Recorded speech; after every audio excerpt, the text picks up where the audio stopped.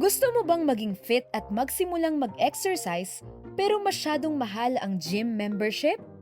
No problem! May paraan para dyan. Ang pag-ehersisyo at pagpapalakas ng katawan ay isang pangangailangan sa ating buhay. Ayon nga sa Biblia, ang ating katawan ay templo ng Diyos kaya nararapat lang na atin itong pangalagaan. At sa kahit na anong gagawin natin sa buhay, kahit pa ang pag-ehersisyo, ay nararapat gawin ng naaayon sa kanyang salita. Ngunit paano ba makakapag-workout mula sa bahay? Narito ang isang simpleng bodyweight circuit na pwede mong gawin na hindi nangangailangan ng kahit na anong gym equipment. Mag-umpisa sa active warm-up at stretching. Sa kahit na anong ehersisyo, ugaliin ang mag-warm up upang ikondisyon at gisingin ang iyong muscles at gradual na pabilisin ang heart rate. Sa ganitong paraan, mas maiiwasan mo rin ang injuries. Pagkatapos ng warm-up, pwede ka nang magsimula sa actual workout. Body weight squat. Iporma ang katawan na parang uupo. Upper body straight and upright. Mas mababa, mas maganda. Pero siguraduhin ang stress at strain ay nasa bandang binti, hita at hanggang sa puwetan. Ulitin ito ng 20 times. Push-up. Ito ay para sa pagpapalakas ng mga braso at ng iyong core.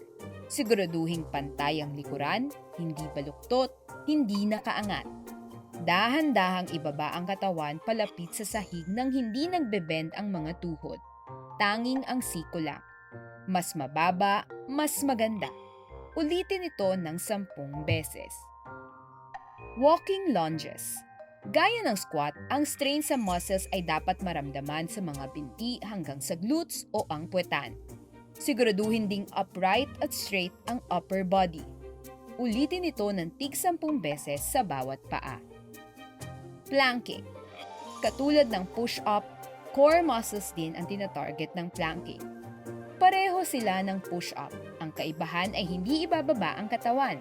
Kailangan mong i-hold ang posisyon na ito, body straight at chin up. Manatili sa ganitong posisyon ng at least 15 seconds. Jumping jacks. Maganda itong ehersisyo para sa iyong buong katawan habang nagsisilbi ring cardio exercise para sa baga at puso. Siguraduhin tuwid at nakastretch ang iyong mga kamay at mga paa at hindi bumabaluktot. Goal, 30 reps. Ito ang kabuuan ng iyong simpleng circuit training.